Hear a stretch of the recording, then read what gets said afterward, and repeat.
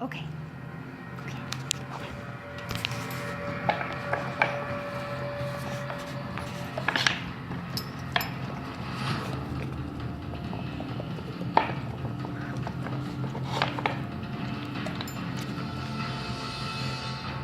What, I wrote you a public contact. What's a public contact? Just about your tail light there and your tag being crooked. Alright. Y'all have a good afternoon.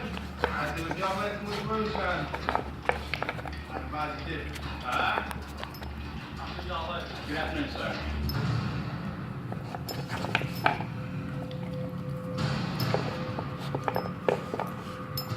Why the hell y'all over there eating them? Where them get over here getting harassed by the law?